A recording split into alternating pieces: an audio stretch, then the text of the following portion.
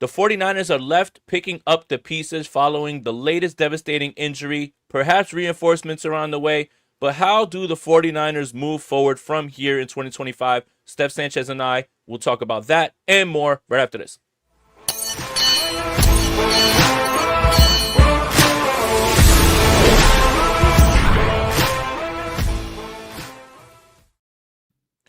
I'm Jason Aponte. That's Steph Sanchez. This is the Bully Ball Podcast on the Gold Standard Podcast Network, the only 49ers podcast that, you know what? I don't even have a good one, Steph. How you doing? Oh man, I was rooting for you. I was like, how does he always come up with good ones on the spot? And he just not today. No. The stages of grief. Following Sunday's game, the loss felt inconsequential to, what we saw, and obviously the loss of Fred Warner is devastating. But putting on the tape and watching the defensive tape today just made me more sad, and it just made me sad all over again. And I thought I had gotten over it. It's like you're just finishing a breakup and you're looking at that picture of you and your ex for some reason, and it just made you sad all over again. And all of a sudden Frank Ocean's playing in the background, and it just now you're just really sad. So anyway, Steph, before we get into anything like that, how's your fantasy season going? My fantasy season is going great, Jay. I don't know about you, but I'm firmly in second place in our Dynasty League. It's going great for me. I got guys banged up, and I'm still winning out here. So I'm like the Bucks, but yeah, it's going great for me. Must be nice. Must be nice. I am fully holding on to all of my draft picks, considering selling and getting ready for next season at 3-3. This team just doesn't have it. I feel like I've lost the locker room, but I am going to retool and rebuild moving forward. Obviously, this dynasty league that we're in is on Sleeper, and the NFL season is here, which means you now have a chance to win 1,000 times your cash on daily fantasy football. Pick stats like touchdowns, passing yards, receiving yards, fantasy points, and more. Up to 1,000 times payout on Sleeper. Get your picks right and you could win big. And for a limited time only, new users will get a free $20 entry. And don't forget, if you use our promo code GSP, you'll get up to a $100 match on your first deposit. Terms and conditions apply. See Sleeper's terms of use for details. Currently operational in over 25 states. Check out Sleeper today. Love Sleeper. Steph, before we get into all the 49ers stuff, Sunday was a tough day, but a nice little message came across on one of the social media platforms. I think I downloaded TikTok for the first time in a while because I was trying to download a TikTok video. And someone said that they love our show and they believe that Bully Ball is the best show on the Gold Standard Podcast Network. And that made me feel a lot better, even though the 49ers had just lost. So shout out to her, and thank you for the message. That really means a lot. I wanted to make sure I conveyed that on here with you, Steph. Not trying to say that we are the best, but it is nice when someone does say some nice words, because for the most part, people don't say nice words to us on social media. Speak for yourself, Jay. People love me. Oh, yeah? You started the Marcus Siegel stuff, pal. It's still going strong, unfortunately. Oh, yeah, it is. And you know what? And you know what's funny is people blame me for jinxing something, right? And they say, well, you jinxed it. If you think that I had that sort of power to jinx things one way or the other, why in the hell wouldn't have I already jinxed the 49ers a Super Bowl? Do you believe in Santa Claus still and the Easter Bunny? Like, what are we doing here?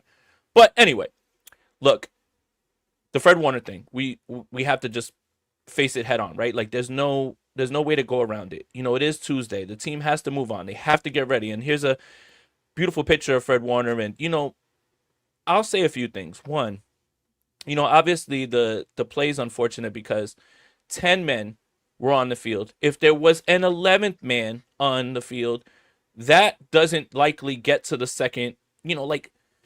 If that was just a play where it was just 10 men on the field and there was a big gain, we could probably write it off. But the result of it being Fred Warner's ankle breaking, I am a big proponent and supporter of Kyle Shanahan, but somebody had to see that.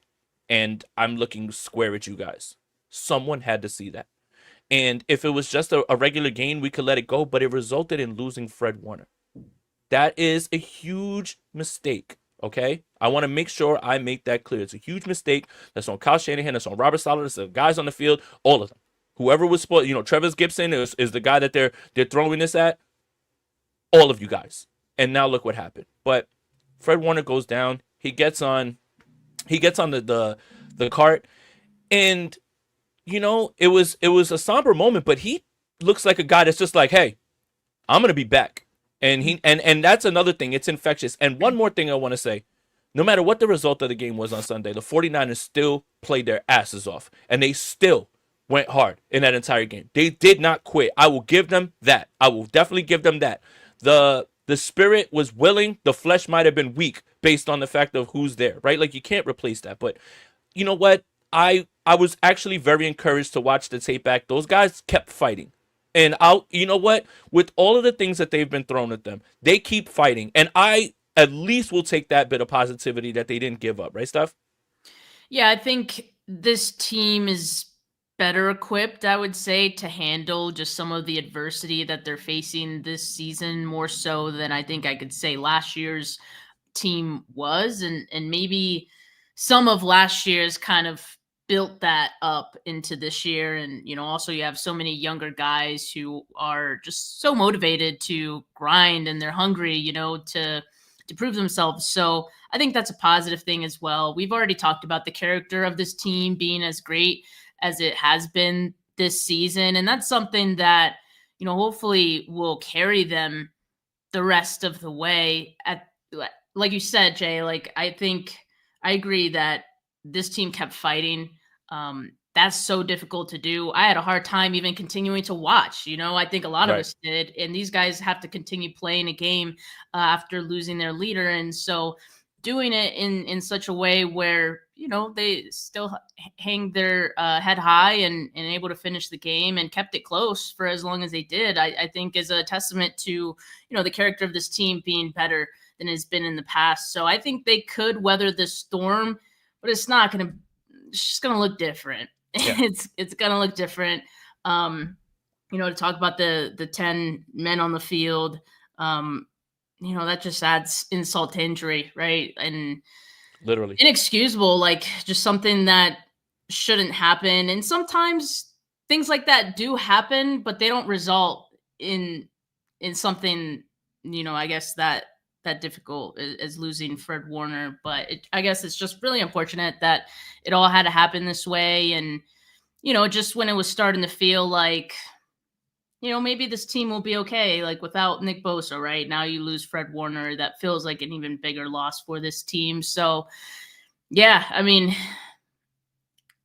that's just someone you can't fill in his role. But yeah, there are some ways that you could alleviate it, adjustments that I'm sure, we'll talk about here next, but it's tough. Like, there's no other way around it. Yeah, and if you're looking for vocal leaders, because Fred Warner is always the one with the speeches, I'm looking at 3 guys moving forward, and 2 of them are returning. I'm looking at 3 guys. One is already on the defense. Diamador Lenore, it's your time. Mm-hmm. You got to be very vocal. George Kittle, we all say all the time that you're the heartbeat of this team. It's your time. Now, let's go. Brock Purdy, whenever it is that you return, whether it's this week, whenever it's next, let's go. Everybody step up. Everyone has to take the brunt of this. Everyone has to take a piece of this, right?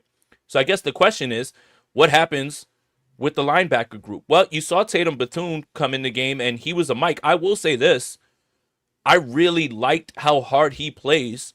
He flies around. He's a thumper. He does need to be more disciplined. And I think that was a little bit of being tossed into the fire when you didn't think that was ever going to happen, right? I do think that he has what it takes to be a very solid Mike. Now, I know what you're thinking. It's Nick Martin time. Steph, it's not. And here's why. It's not. Winters is not the backup for Warner. Bethune is Warner's backup. Gifford is your other third linebacker on base, and he was in there a lot in this game. And he's a core special teamer, so he can't come off the field.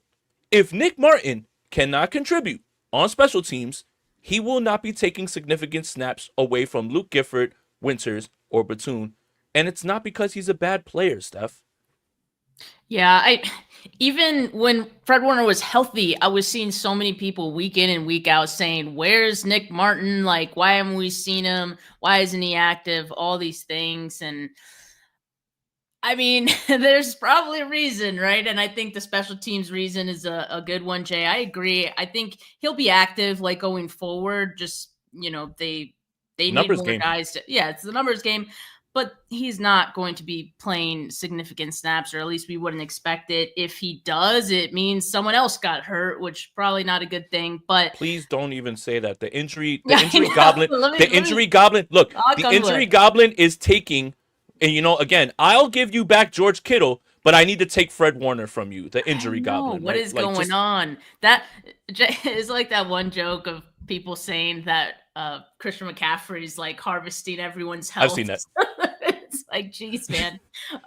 Who would have thought, McCaffrey would be the guy The still healthiest. standing? Hey, Yeah, I know. since Let's knock to since that too. Let's knock to that. since we believe in jinxes and curses and whatever it is, right? Etsy Like, witches. Oh man, yeah, I mean, all listen, kinds of look. things. I want to jump out and I want to take full responsibility. And it's time for me to take accountability, 49ers fans, to the woman that I have pissed off, that bought the Etsy witch to make the San Francisco 49ers go through all this injury stuff. Please stop, and I apologize, and I need to make it up to you. I want to take accountability to all the 49ers fans. I want you to be able to say, you know what, Jason Aponte, this is your fault, and whoever it is, whichever woman, I am sorry, and I want to make it up to you. Let's do dinner. I can buy you flowers, anything you want. Please, let's just stop. It's too late, Jay. Damage It's is not too done. late. The Damage damage is is done. done. Okay, damage is done. Damn it. So, Rob, can you put this comment up on the screen that you had started? Nick Martin is a wasted pick if you're not even going to activate him. All right, this is funny because Rob said something similar before we went live. Not on him being active. I think we agree. He's going to be active on game days going forward. He's not going to be playing. If he's not going to be playing any significant snaps, that does not mean he is a wasted pick. Like, that is a ridiculous thing to say in his rookie season. We are seeing guys, second-year players, contributing, being first-year starters in their second, third season with this team. Would you call D Winters a wasted pick? No, I don't think you would. So why are we calling Nick Martin a wasted pick? He is going to play at some point, guys. Like, we don't need to rush guys like into any snaps. I mean, he'll get his time. It's just not right now. That's not an indictment on him. I just think there's other guys ahead of him on the roster. Again, what Jay said about him not playing special teams, there's politics to that, roster politics, right? He just doesn't have the same value that the other guys have ahead of him right now. So not a wasted pick, guys. Let's cool it and let's be patient with Nick Martin and his eventual playing time. yeah, and Luke Gifford was brought here to be a core special teamer. He wasn't brought here to be a base down linebacker. That just happens to be what happens. And also, I want to point something else out. Kyle Shanahan was very, very open about the fact that Malik Mustafa's back, but we don't know who's the next guy next to him. So that means there's a chance that Jair Brown is still big nickel. So we're just talking about the way that they're putting this defense out there, everybody's role, the roster construction on game day. This doesn't mean that Nick Martin's bad. This does not mean that at all. How can we say that a player's bad when we haven't seen him? Now, you cannot remove a core special teamer when your special teamers are already shit. Rob, bleep it out. You're going to take away one of the guys that's actually really good, other than Sky Moore, making sure that he fields all the punts from the 5-yard line.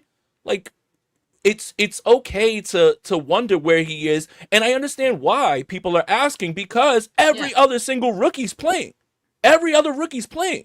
It just happens to be the order that it's in. I wouldn't read too much into this other than this is what Luke Gifford was brought here for. They feel confident in him, and they want his veteran.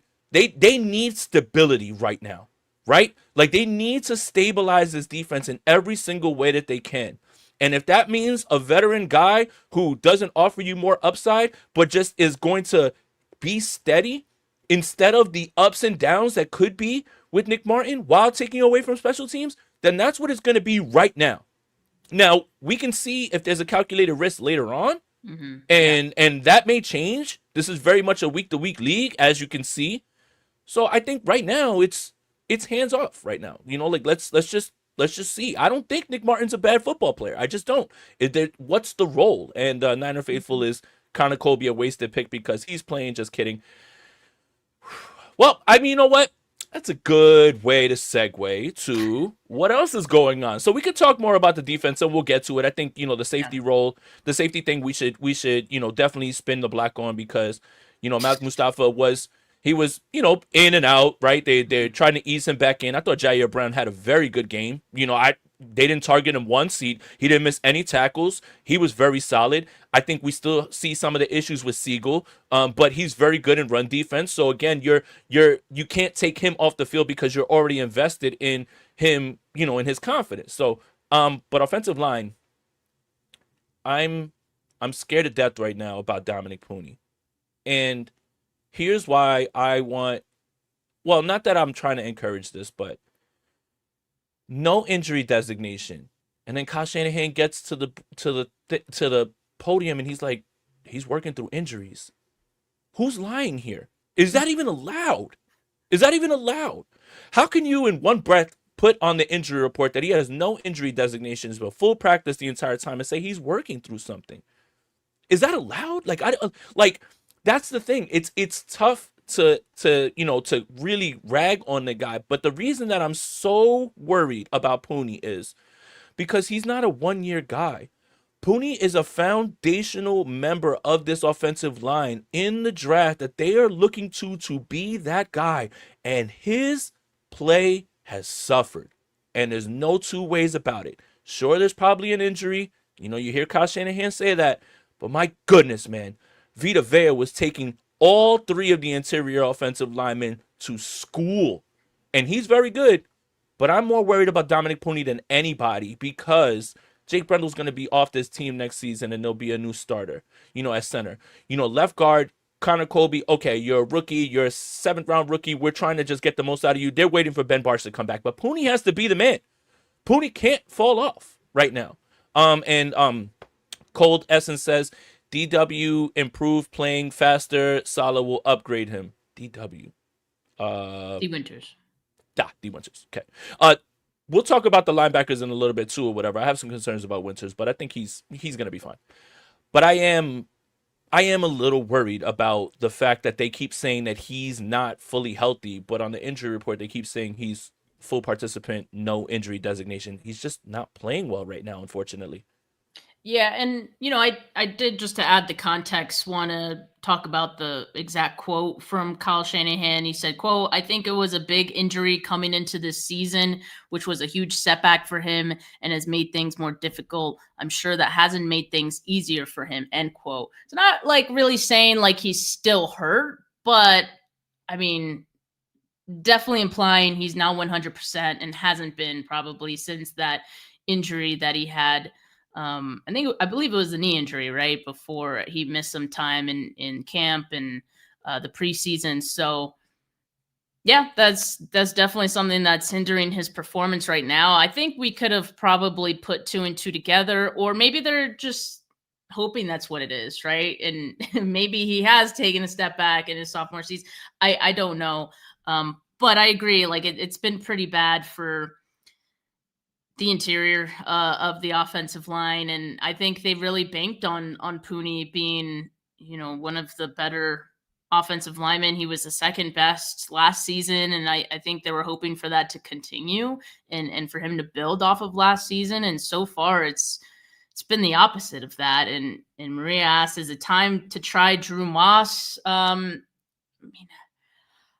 I don't know. I haven't seen Drew Moss in practice. Like, he was putting some good things together in training camp, but as we see, like, with Connor Colby getting game action, once you're in there and in the heat of it, like, it doesn't always look so polished. So I don't know what it would look like for Drew Moss, but again, kind of like similar to what we were saying with Nick Martin and guys who are like a little lower on the depth chart, but if things continue to look bad and the record is like at a point where you need to start mixing things up and changing things. And maybe we see that down the line. I don't think the 49ers would look to do that anytime soon. But in the meantime, Pooney's just going to have to continue playing through whatever he's dealing with, just like everyone else. 49ers have a week 14 bye week. I mean, there's a long way to go for that. They've already had a mini bye. Away. It does, right?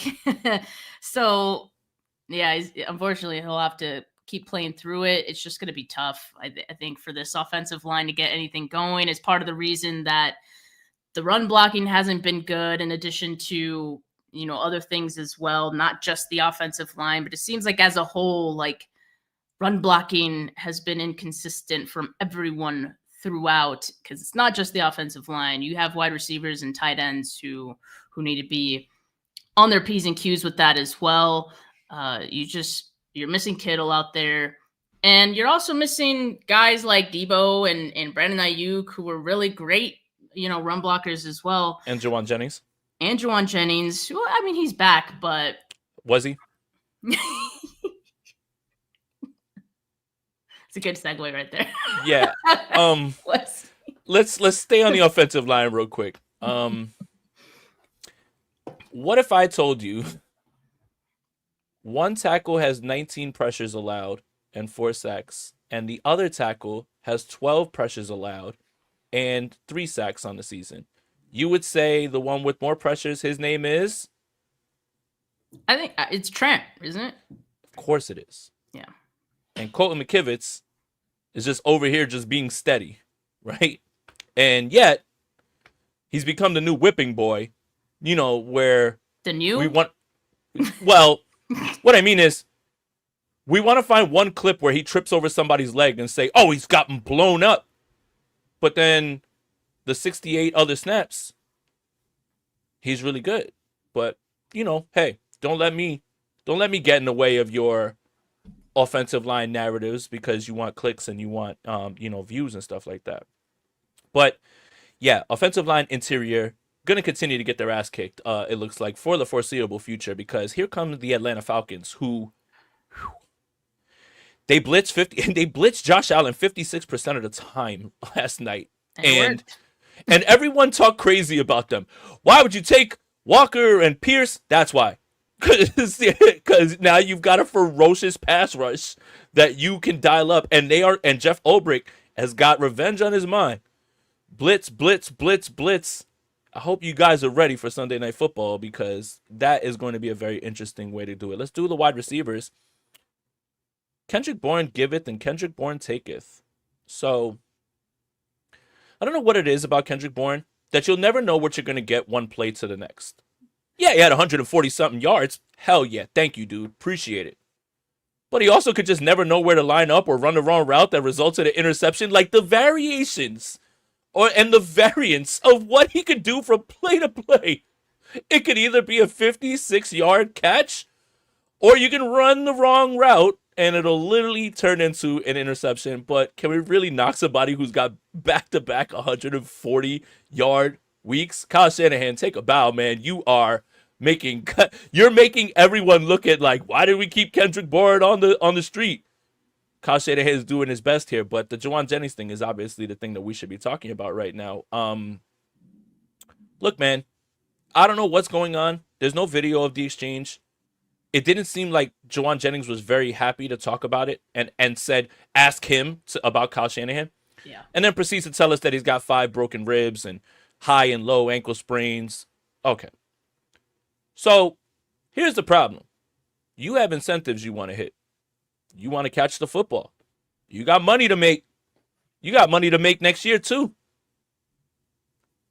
If I'm basing this off vibes, seemed like he wasn't mad about, hey, I'm not helping the team win. It's like, hey, I need to get my money, man. And you guys are stopping me from getting my money. That's the way I took it. Steph, if I'm tripping, let me know. I mean, that seems like the most plausible thing. And, the fact that he was active for this game, even with the injuries that he's playing through, kind of his way of saying, I'm ready to go. I'm ready to contribute. And, to that point, like he really had contributed nothing to the game as far as like him getting targeted. And so Yeah, I think it's fair to speculate that very well could have been the reason. And I feel for him because he is, betting on himself He this season. overplayed his He did. I mean, he hand. did. I know. I know. Um Now you kind it just sucks cuz he's hurt and he kind of just has to deal with what he's getting at this point. And meanwhile, you have Kendrick Bourne, who like And you had that replaced. that is Um killing him. That is killing him yeah. right now because Yeah, look what Kyle Shanahan is doing and getting out of Kendrick Bourne. That is killing his value right now. it Also, really is. don't let that fly by. Oh, and that is a testament to Kyle Shanahan and just like I guess why they shouldn't have paid Juwan Jennings an extension to begin with. So I think the 49ers probably feel happy about that decision right now and happy with how it's playing out as far as Bourne and Jennings. But yeah, I mean, in any case, I do still think the 49ers need contributions from Jennings as well. He They just do. didn't look 100% They in do. that game. And also, he didn't look 100% mentally into the game. Like, the two penalties that he had, cost the 49ers on that one drive. And I mean, you just can't do that, Yeah. especially given you're arguing on the sideline and then you do that, like it's just Wait. not a good look. And let's set the scene. And everyone knows the pathway to more targets is mistakes. We all know that. That's a big thing for Kyle Shanahan. It's not only that you're arguing with the coach, you're yelling at the coach when he's trying to dial up a 2-minute drive trying to get points before the half. And he has to turn and talk to you. That's crazy. What's going on, dude? Talk about that in the locker room. Don't distract the coach while he's play calling. I digress. Juwan Jennings is needed. He's needed for run blocking. He's needed for those clutch third down moments. And when this offense, whenever this is, and I don't know why I keep saying this, whenever it gets healthy, he has to be that guy on third down. But I want to ask you something, and I want to put on a tinfoil hat. Now, I don't want to talk about what everybody was talking about Brandon Ayuk because it wasn't true. Let's just say that. Okay, that's not true. Do you believe that he's frustrated with the 49ers not giving a specific time for him to come out there? And do you believe that the 49ers are allowing him to sit out the season so they can keep this mystery of is he going to bounce back? And they really don't want to have him out there because it could tank any potential trade value. Again, just throwing it out there, not saying I believe it, but it is a narrative that is out there, and I think we should address it. Sure. And I mean, again, like it would definitely be speculating to say that, Brandon Ayuk is upset about them not putting a date on it yet. But I don't think they're wrong to not put a date on it just because look at the Jacob Cowing thing. They told us week 6 and he has not come Is he back even on yet. the team anymore? Is he alive? Like, is he on the team anymore? Is he okay? Like, is he on the team anymore? No, legitimately, is he okay? But you see how that you put a date on it doesn't happen, and we assume something's wrong, like something is amiss, right?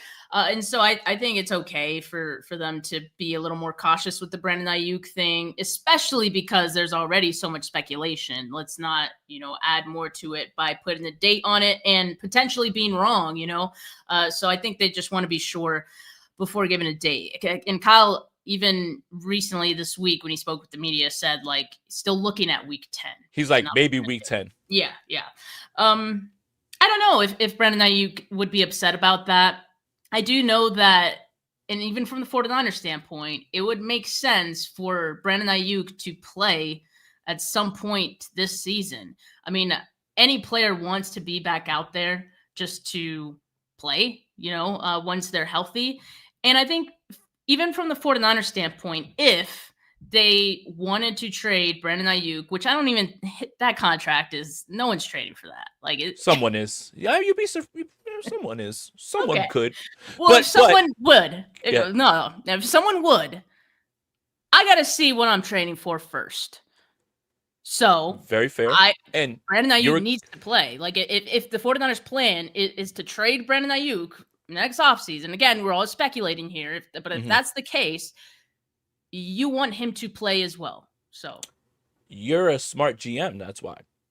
But what if I presented the risk of running him out there and showing that he's not at full strength is too great? And you can sell the idea of, hey, he just needed a little bit more time, and now you can fully have him because now he's all the way back.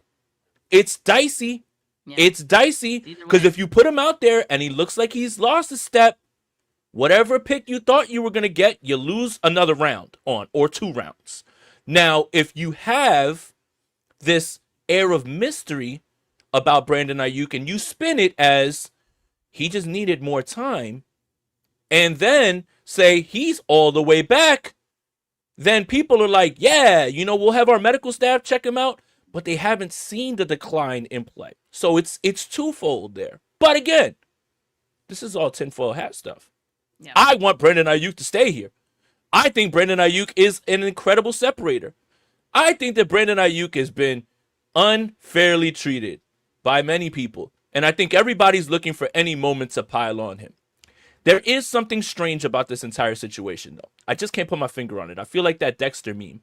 I just can't figure it out yet. Like I it's the guy in the car. I just can't figure it out yet. But either way, maybe good news this week. Maybe Ricky Pearsall. Maybe Juwan Jennings is a little bit better. Kendrick Bourne looks very good, and he looks very solid in his role. Demarcus Robinson has a drop, but they go right back to him, and it's a nice little catch. Jake Tonjes has been good. Maybe George Kittle. So we're back to where we were in the offseason, Steph. The offense is going to need to carry the defense. It's funny. It goes all the way around. The offense is going to have to lift. The offense, and what a perfect week to do it against the number 1 passing defense in the NFL. Just put Josh Allen and the Bills in a blender. But the offense is going to have to do the heavy lifting. The 49ers defense is going to have to do just enough to keep the offense in it. And the offense is going to have to lift.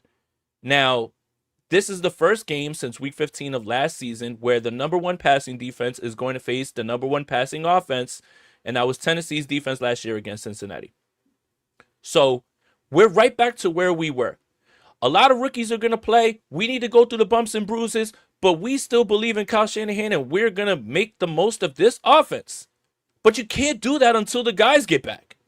And, you've been doing your best. I still believe that Kyle Shanahan is doing a great job, all things considered. What other team could be down their starting quarterback, the best tight end in football, their 2 best wide receivers? What other team could, a top 3 edge rusher, the top 1 linebacker, what other team could be this at this record with this team? Like this is still, again, we're talking positivity here, and obviously we have to do some reality, which is somewhere in the middle. I still think that Kyle Shanahan can still get this done. The fact that he's been able to do this, dropping back 40 times because they can't run the football. Yeah, one, you can yell at the running game, and obviously, man, we'd love to get that going, but it's one thing or the other, offensive line or a tackle, a tight end's missing a block, or a wide receiver's missing a block, or sometimes Christian McCaffrey's choosing the wrong hole. Pause. But we have to just make sure that we keep it down the middle, that this offense is going to have to be the way the 49ers go, like the way to lift the defense up. Yeah, Robert Saleh, you're going to have to do a lot, but Kyle Shanahan has got to be the offense, man. I'm that Bernie Sanders meme. I am once again asking this offense to score some damn points. And to this point, they've been okay, like given all the injuries, they've been putting up enough points to win games, right? And just not this past week. As of right now, they're averaging 20.8 points per game, which would be 24th. Not great. Atlanta's 27th. Averaging 20. But like we just said, I think we're expecting this Atlanta offense to have an easier time against this 49ers defense. I will say, the Bills defense is not so great either. But no, they aren't. Just because of the fact that the 49ers are still very much in this adjustment phase of, moving on from life without Fred Warner, and they were just starting to adjust without having Nick Bosa, right? And I say adjust like very lightly because I mean, they still had no pass rush. Like they weren't able to fix that. It was just that they were finding other ways, I guess, to make things work. But now it's going to be even more difficult, right? So I think, yeah, the ask is that this offense, especially with the reinforcements coming back, you have to expect that they're going to have to carry this team going forward. And yes, like it was a couple of weeks ago that we said that once, and we said it at the start of the season too, and then the defense just kept surprising us, but like no more. Like I'm just not at a point where, even with Robert Saleh, like I will say this, I do think the defense, the 2025 defense, is in way better hands. I feel way more better about it than I did last year, right? I mean, there was a janitor calling plays last year. even with the injuries, I feel way better about this defense, and that says a lot, I think. But even still, you just need more from your offense, but I'm scared at the same time because we keep talking about this run game being non-existent. Will that improve at any point? Like I don't know. They're averaging 3.1 yards per carry this season, right? It's just not great. And I've been saying over and over, it's not sustainable. Like, we know that. And yes, they've had success passing the football, but it's going to come to a head in this game, right? Like, we kind of feel that against this Falcons defense. Primetime game again for them. I think the only advantage that the 49ers will have that, we can say right off the bat, right, is they have the rest advantage. The 49ers do. So, that's one thing. And they're traveling. Yeah, exactly. And I'm sure there's other matchups that we'll point to and be like, yeah, the 49ers have an advantage there. Certainly we're excited to have George Kittle back, possibly Brock Purdy back. We'll see if he practices tomorrow. I'm just worried, like, if Mac has to play another game, how many more hits could this guy take, dude? Oh, my God.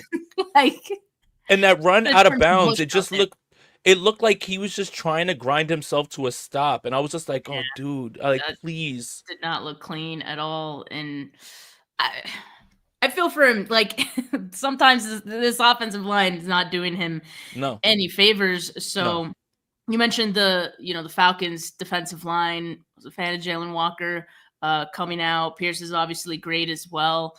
So they're going to have their hands full once again. And I think it's going to be another game where Mac's going to have to throw the football a lot, and he's going to have to get the ball out very quickly, especially if the Falcons are going to be blitzing. I don't know if they'll blitz quite as much as 56%, but they will. You think so?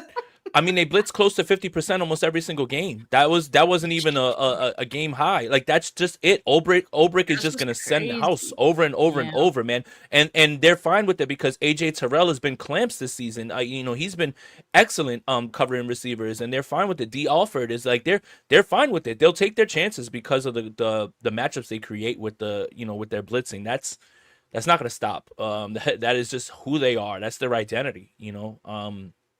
I did want to talk about this. So the secondary, I feel a little bit better. I think Renardo Green has turned his season around. I think he looks very good. Again, we're talking positives here, and you can only get through that when you watch the tape, Deommodore Norris is who he is. Sterling Shepard, makes that insane catch. By the way, Baker was really good. It'd be really cool if you guys could tackle him in the backfield on 3rd and 18. But hey, we'll talk about that a little bit later. Upton Stout, Marcus Siegel. We don't really know what's going on with Malik Mustafa because he didn't play much, but he wasn't targeted, didn't give up anything, so that's good. Same thing with Jair Brown, wasn't targeted. I just want to run down some numbers real quick. And if you watched any of the game yesterday, Drake London had about 143 yards at the half. And the thing is, and this is what makes him so effective, and you're going to know exactly where I'm going with this, is his splits between lining up outside and lining up inside in the slot. Week 1, 42 outside, slot 24. Week 2, 33 wide, 23 slot. Week 3, 44 wide, 13 slot. Week 4, 30 wide, 25 slot. Last night, 50, 18. Who am I talking about, Steph? Oh, baby, Upton Stout, you better strap it up because you know that they're going to come at you with Drake London, and they like to use him in that way. And it's not necessarily a slot guy. I want to make sure that it's deemed the slot, but it's more of a condensed split. And it's a little bit further out. But they are trying to put Upton Stout on an island out here. And it is going to be his biggest test. And if Penix can be kept clean, this is where I fear the 49ers are going to have trouble with this offense, besides the fact that Bijan Robinson is absolutely incredible. Yeah, I mean, I wouldn't be surprised if they tried to mix in Chase Lucas just to see if that's a better matchup. But, like, I mean, it's going to be a tough one regardless for the 49ers. It's just not a good situation. And, yeah, I do expect that Penix is going to have a lot of time to throw, as we've seen most quarterbacks have since Nick Bosa has gone down. So, yeah, the secondary is going to be in a tough spot. And, we were talking about the safeties earlier. It just seems like they're still trying to figure that out. I know, obviously, like, Mustafa wasn't getting the full share of snaps quite yet as they ease him back in. But even just that, like, using Jair Brown a little bit more, Siegel being in there, but also, like, not getting the full amount of snaps either. Like, I think they want to see who their best two are, right? And that'll come with time, but they're still going to be figuring that out in this game. And that's also scary because, again, you're talking about Drake London and Upton Stout, who's probably going to need some help. So we'll see, I guess, how it unfolds. I think the biggest thing I am worried about, though, is the run game, because that's what's going to suffer even more now that Fred Warner isn't out there. I mean, if your guys on the line weren't getting it or getting those tackles, leaving gaps open, Fred Warner was plugging that up. Like, there's no question about it. And now you don't have that. Look, I like what D Winters is doing. I think, Tatum Bethune looks pretty good as well. Like, I think he filled in admirably. Could only imagine he'll get better as the season progresses. And a full week to prepare. Yeah. But none of these guys are Fred Warner. So I'm just like, and as last week's game went on, I think something just kind of wore on them. Like, the tackling started to falter as the game went on. Oh, man. As I was watching Bijan yesterday, I can already see the 49ers missed tackles into the future. I was like, because he's such a good player. His cuts are just so sudden. I just know it's going to happen. It's just a really tough ask, I think, for this defense, especially, again, like, you're still adjusting to life without Fred Warner. I just don't expect that they're going to have it all put together defensively in this game, which, again, goes back to the offense and their need to be able to score points, which we're also worried about too. But suddenly, I think people were looking at this game against the Falcons as, easy, winnable. And sure, any game is winnable in the NFL. Things happen. But I think after last night's game, the Falcons' performance against the Bills, it's like, oh no, this is not going to be easy. They're coming off their bye week as well, so they're refreshed, and I guess probably had some time to plan some things out and make some positive changes on their end as well. So they look good. They look really ready to take the next step in their season. And yeah, I think that there's a legitimate chance that this is not a very winnable game for the 49ers.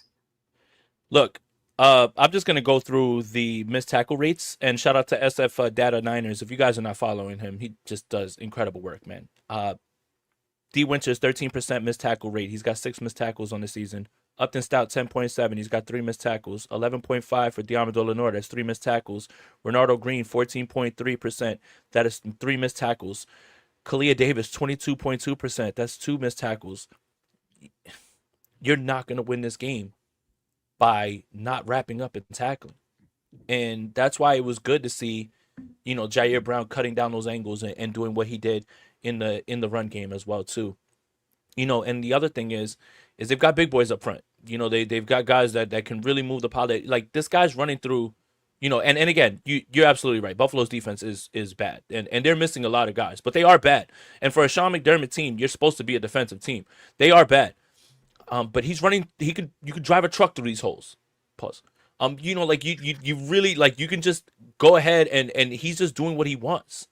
So yeah, and not to bring it back to the Fred Warner thing, but I was watching the film, and there's a play early in the first quarter where they throw a design screen to Rachaad White. It's got a lot of people down the field. He absolutely wrecks the play, and he doesn't get credited with the tackle, but he makes Rachaad White stop because he wipes out the offensive lineman, and D. Winters comes there and wraps it up and knocks it like that. Like that's when I was just like, all right, I'm sad again. I'm sad again. Like I'm sad again. You're not getting plays like that from anyone else on this team. No. No. I like how fast Tatum Bethune is. I do. And I do think, run fit's good. But you also have to, when we talk about run fits, we have to talk about the defensive line as well, too. You guys can't be getting blown off the ball and stood up. Like, you have to hold those blocks and allow those smaller linebackers to get in there. That's just not happening, And we're going to see the development from Michael and Collins, and that's good. And CJ West, you want to see all that, right? One name that I think that everybody should kind of look out for is, if Cleveland Farrell's available, bring him in the building. You need every single able-bodied, two-armed defensive lineman in the area. So, that's not a game changer, but you just need bodies. And I think when we talk about run and we're talking about we feel good about the linebackers, starts up front, man. And it is what it is. And, again, what the Falcons do well is what the 49ers are struggling with right now. You're not going to be able to replace Fred Warner 1-for-1. It's going to be a group effort. I will say I love the effort. Everybody was laying out. They were giving it all they could. There was no quit in that team. I think that's something that we need to continue to highlight because that's something that I'm still holding on to because it was very easy. Again, as fans, I just started drinking when Fred got hurt. That was it. By the time I got to the instant reaction, I was hammered because I just didn't want to face it. But those guys, they went out there and they fought, and I think they're still going to fight. Look, I still think the 49ers are going to win this game. Right? And why shouldn't I, right? Like, it depends on who's going to be there. We're going to find out real quick who's going to be there. If Pearsall's there, if Kittle's back, if Brock is back, even if Mac is there. And I didn't think that Mac played terribly. I just think he didn't play as well as he did against the Rams, right? Like, the one interception to Kendrick Bourne, okay, maybe it was negligible. That could have been an interception even if Bourne runs the right route, but we'll never know because he just ran a completely different route. And then that one interception on fourth down, credit the Bulls defense for the cloud corner dropping and sinking on that one. That was just good design, and that's it. He just didn't play. He didn't play as good as he turned the football over. And when you turn the football over and you need to play perfectly at quarterback to win games and keep your guys in it, that's what's gonna happen. So again, I did see some things that I like from Sammy O. Sammy O is somebody who he can get there and he can get close, but I don't know what happens when he's getting ready to finish. He just, like, how did I get here? And then he's out of position, right? Like, there was a play where he blows by Tristan Wirfs, and he, leaves his feet, and Tristan Wirfs just wipes him off the screen. Like, and I'm just like, dude, why are you leaving your feet? Like, stay in phase and stay with him. Michael had a few plays like that.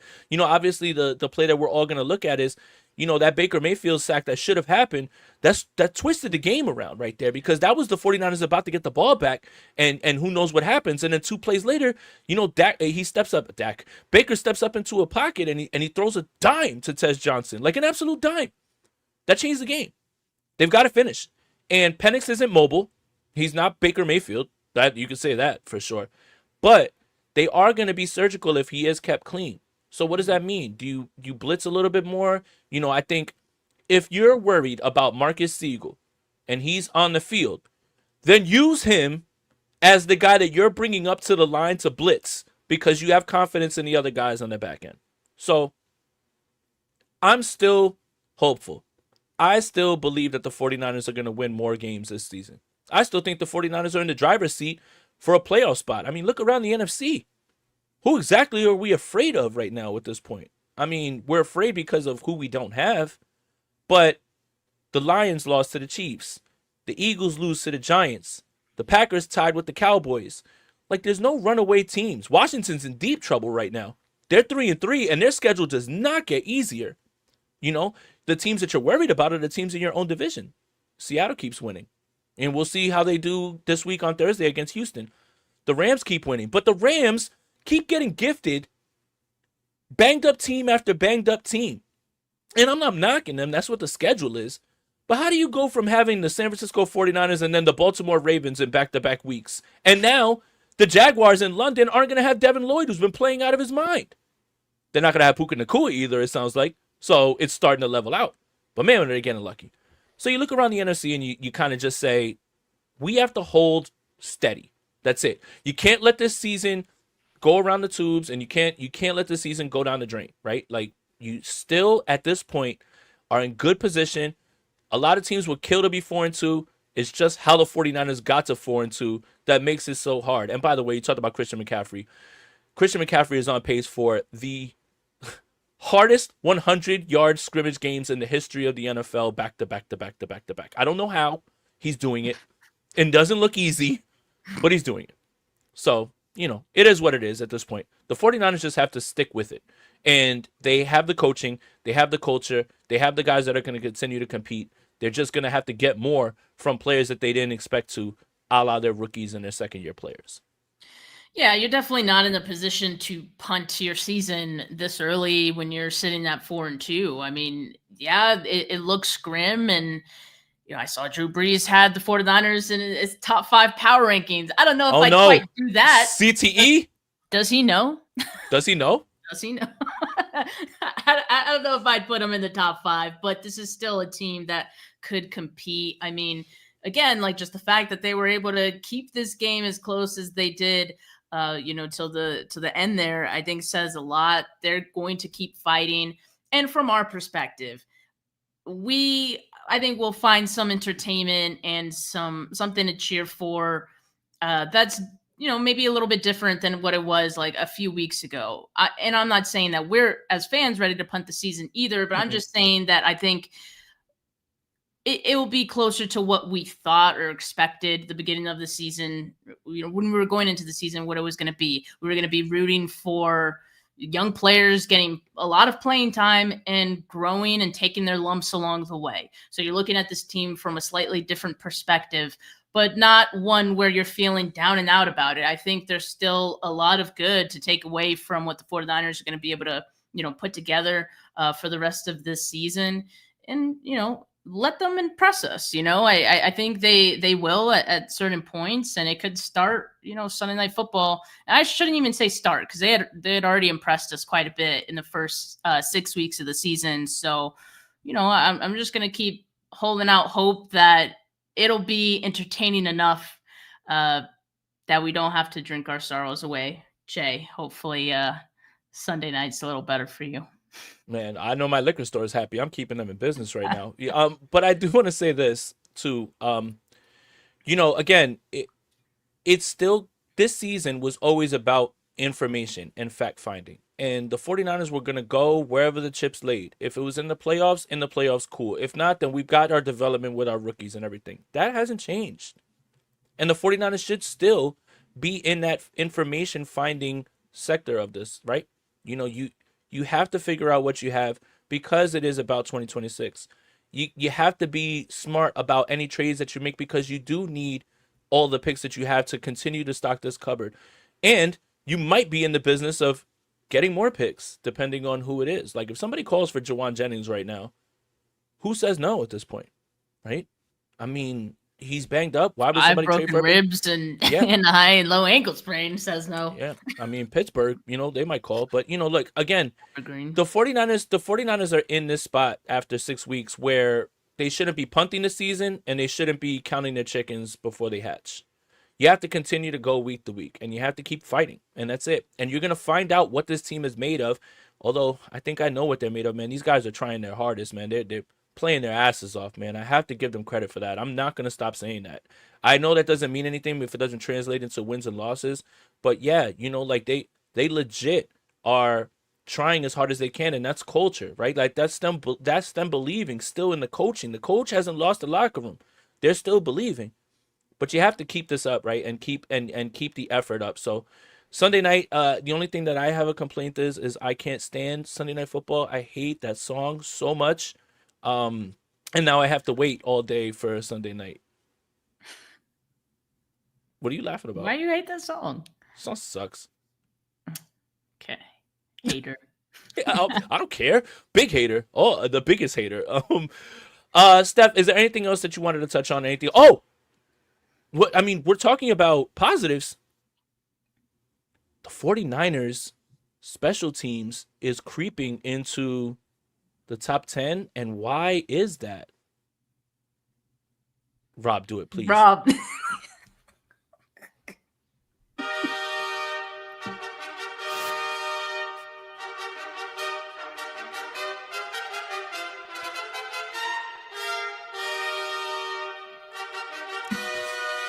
Did it get longer again? It's the kicker unemployed one. Kicked his ass off. Thought he kicked his ass off.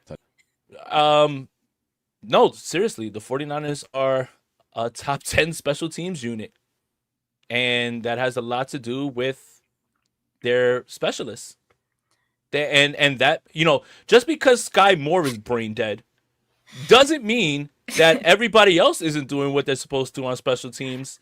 And Eddie Dinero Pinheiro is a big reason for that, man. He's nails, man. So, yeah. No, it legit might be the only reason, Jay, because if Sky Moore is... Respect Thomas Morstead. He's no McDonald. Did you know? Oh, Pat O'Donnell, the GOAT, by the way. Shout out there. Yo, but did you know that Thomas Morstead has reached 20 miles an hour more running than Christian McCaffrey? Wow. Stop playing with my punter. On today's CMC has lost his burst. Stop playing with my punter. Crazy. I don't know where you found that stat, but that's a good nugget. Well, Christian McCaffrey was asked about it because it is a stat, right? The next gen. So the people in the booth in the press box, they have next gen stats that we don't have that update play after play. And Thomas Morstead hit 20 miles an hour running down on a punt. And they asked Christian McCaffrey about it, and they said, hey, you haven't hit 20 on any run yet this season. And he's like, oh, that's not good. That's crazy. Jesse says, Kyle is a top 10 special teams unit. Hell is freezing over. It's opposite land, and it's cats and dogs living together, mass hysteria. All of a sudden, the special teams unit is the better of the three phases. You can't make this up, man. You really can't. But look, at the end of the day, there's all you can do is just, like, I think I've talked through it. I'm done with the Fred Warner stuff. I want him to, be healthy and everything. And by the way, if we want to get crazy, 3 months puts him on track for the divisional round. So just keep that in mind, Fred Warner. Just keep that in mind. If we, we'll get there when we get there.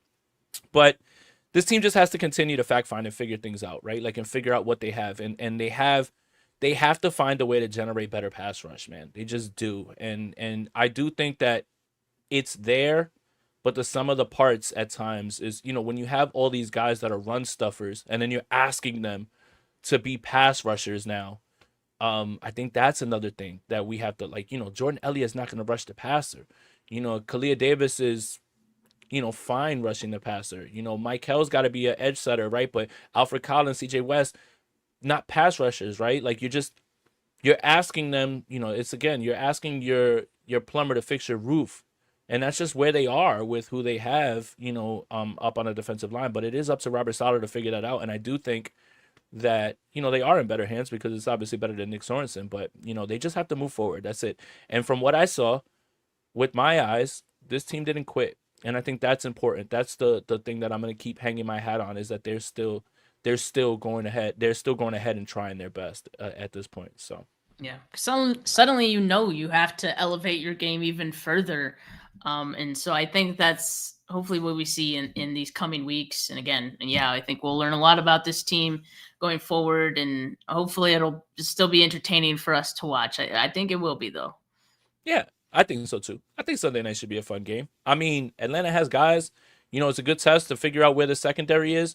Just, I'm just very interested to see what this game plan is. Obviously the 49ers are a big cover 3, cover 4 team. That's kind of what they were running, and Baker was hitting them underneath in this game. But I do wonder if they start to run a little bit more cover 1, because that's how you can bracket. If you're trying to bracket Drake London, who knows if Darnell Mooney's going to play in this game. You want to make somebody else beat you. Like, you just can't let you can't let Drake London go crazy for 140 yards in the first half. Like, it's just, what are you going to do to change things? So it's going to be interesting. I think Robert Saleh's, he's got it. I know we asked him to work miracles on us, but I don't think we meant all this, when it comes to this. So anyway, that'll do it for this episode of Bully Ball on the Gold Standard Podcast Network. Thank you guys for tuning in. Make sure you like this video, subscribe to the YouTube channel, subscribe to the Gold Standard Podcast Network, wherever you get your audio podcasts. Make sure you follow Steph on Twitter at Steph49K. Make sure you follow me on Twitter at JasonAponte2103. We both have YouTube channels, so you might want to check those out too. And so make sure you subscribe to that as well. But Steph, it was good to see you again. Your hair looks amazing. And I just want to say, guys, it's okay. And the 49ers are going to keep trying. Please, I know, I'm over it now. It's Tuesday. Let's go. We're going to move forward here. So as always, let's go Niners. Peace.